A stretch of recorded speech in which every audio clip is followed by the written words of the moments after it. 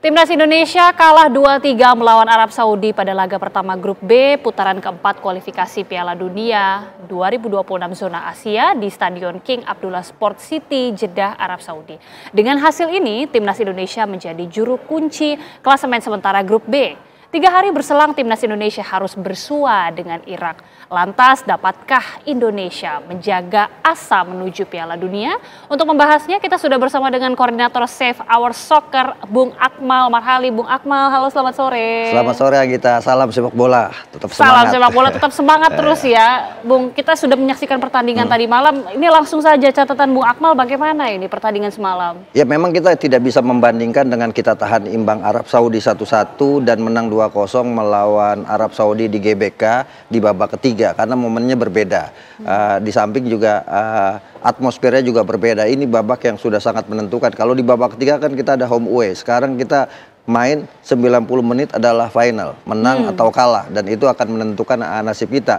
Ini perjalanan yang hampir sama dengan 1985 ketika kita hampir lolos Piala Dunia 1986. Hanya 2 pertandingan lagi kita melawan Korea Selatan, kalau menang kita lawan Jepang ketika itu. Tapi kita langsung kalah melawan Korea Selatan sehingga tidak bisa berhadapan dengan Jepang. Sekarang kita kalah dari Arab Saudi dan ini menjadi catatan penting buat Patrick Kluivert karena ketika kita kalah maka peluang kita untuk lolos langsung Piala Dunia menjadi sangat tipis gitu kan. Padahal kalau kita lihat pertandingan ada harapan sebenarnya, ada harapan tapi ada kecemasan. Harapan adalah ketika awal babak kita bisa mencetak gol lewat penalti. Saya mengatakan bahwa ini sebenarnya 2 gol yang kita cetak ini 2 gol tangan Tuhan. Karena dua-duanya didapat lewat handsball dan terdeteksi VAR.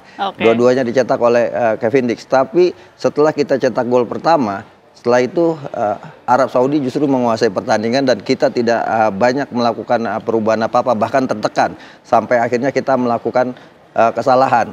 Gol pertama Arab Saudi oleh Saleh itu adalah kesalahan antara Klok dan Joy Pelupesi yang tidak menutup lini tengah. Middle blocksnya tidak jalan sehingga dia bisa melakukan tendangan sangat keras ke sisi sebelah kiri gawang Martin Pas yang tidak bisa diamankan. Gol kedua yang paling sial.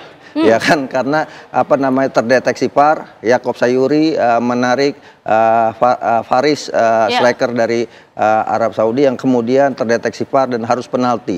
Dan ini adalah dalam tanda kutip ini merupakan blunder saya pikir karena memang situasinya tidak berbahaya. Dan gol ketiga itu ialah yang membuat kita kemudian menurut saya game is over karena ketinggalan 2 gol dalam waktu yang sangat singkat. Ini yang membuat kita sulit untuk menyamakan kedudukan. Dan gol ketiga juga lagi-lagi kesalahan dari sisi kanan dalam hari ini posisi Yakob Sayuri. Jadi secara permainan sebenarnya tidak begitu banyak perbedaan antara kita dengan Arab. Kita 45, dia 55%. Peluang kita punya 10 dengan 5 on target, mereka punya 16 dengan 10 on target. Tidak terlalu jauh berbeda. Cuma ada momen-momen yang kita kalah di sana dan game plan tidak jalan. Salah satunya adalah di posisi kanan yang ditempati oleh Yakob Sayuri. Tadinya saya berharap di babak kedua Yakob Sayuri langsung diganti. Ternyata yang diganti adalah Beckham Putra. Dan akhirnya gol ketiga tercipta dan ini yang membuat kita berat. Walaupun akhirnya kita dapat 1 gol lagi lewat penalti Kevin Dix. Dan saya pikir game plan dari Patrick Kluivert tidak jalan gitu kan. Apalagi Kevin Dix tidak main. Kevin Verdonk tidak main. Jadi salah satu penyebab game plan ini nggak jalan karena Kevin Verdonk harus absen karena cedera gitu. Padahal di awal-awal Patrick Kluivert ketika uji coba lawan China Taipei dan juga Lebanon menempatkan Calvin Verdonk sebagai gelandang bertahan. Tapi kemudian ketika tidak main, penggantinya praktis hanya Maklok. Maklok juga tidak tampil begitu bagus. Beckham Putra juga tidak begitu baik walaupun nomor punggungnya sudah 7, sudah sama-sama Beckham tapi ternyata mainnya bukan seperti David gitu kan. Ini dia Bung. Jadi kan menjadi banyak juga ya netizen-netizen yang kemudian berkata, ini kenapa racikan dari Coach Kluivert ini sepertinya dari starting 11-nya ini masih menuai banyak pro kontra, banyak yang juga tidak setuju. Ini laga penting, laga krusial. Kalau menurut Bung Akmal bagaimana sih sebenarnya dari starting 11 kita ini? Ya sebenarnya pastinya yang starting 11 ini menurut tim pelatih berdasarkan hasil analisa pastinya yang terbaik.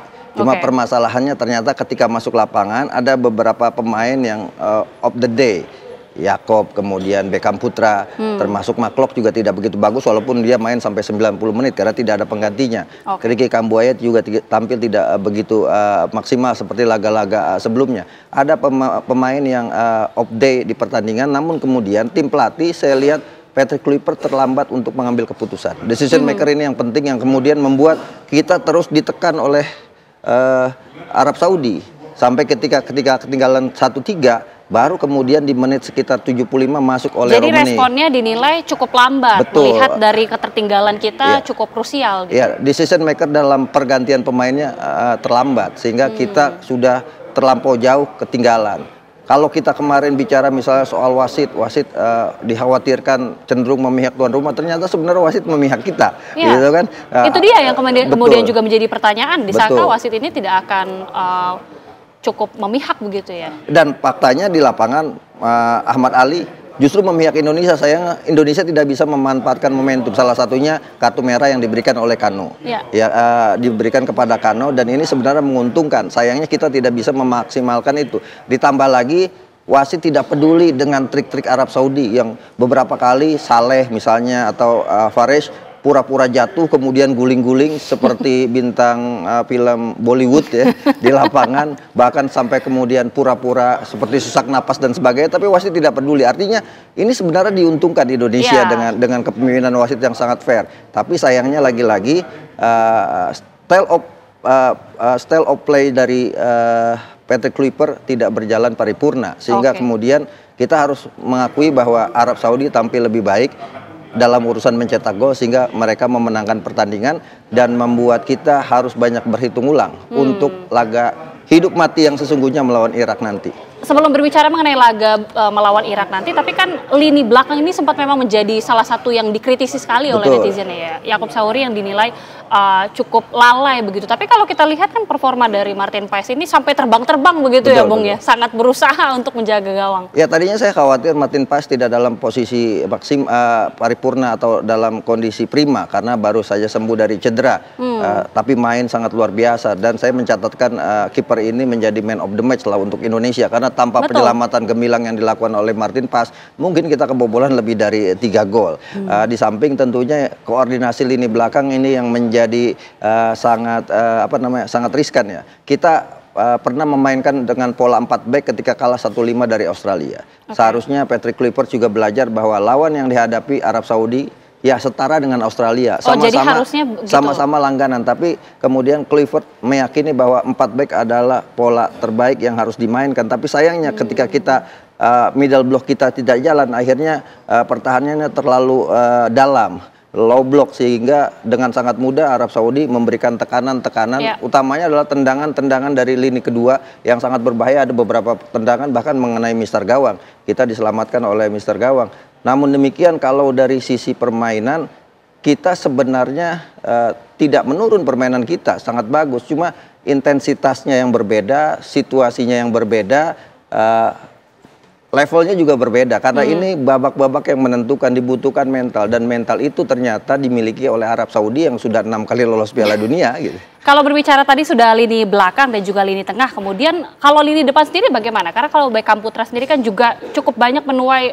kritisi begitu ya dari supporter Indonesia. Tadi saya baca Beckham, kemudian Ricky Kambuaya dan juga Yakob Sauri dibully oleh netizen kita. Saya pikir ini cara yang salah. Kita boleh mengkritisi pemain, tapi jangan sampai kemudian mengarah ke personal, bullying dan sebagainya. Kritik itu biasa. Kritiklah dengan cara yang argumentatif. Saya pikir para pemain akan terima dengan lapang dada. Jangan sampai kemudian bullying yang kita lakukan justru memberikan tekanan dia untuk menghadapi partai penting melawan Irak nanti gitu kan, dan itu kan menjadi senjata makan tuan akhirnya buat kita yang kita berharap punya ekspektasi kita masih bisa punya peluang lolos ke Piala Dunia, bahkan juara grup aja untuk kemudian lolos langsung kita masih ada peluang sebagai dengan syarat kita menang misalnya 2-0 lawan Irak, kemudian di saat nanti terakhir Arab Saudi kalah 1-0 dari Irak, maka kita jadi juara grup. Masih ada peluang. Masih ada peluang. Atau kalau kemudian kita mau ambil posisi runner up yang paling realistis adalah kita menang melawan Irak gitu kan. Sehingga kita nanti akan ketemu dengan runner up grup A yang pada akhirnya pemenangnya akan playoff dengan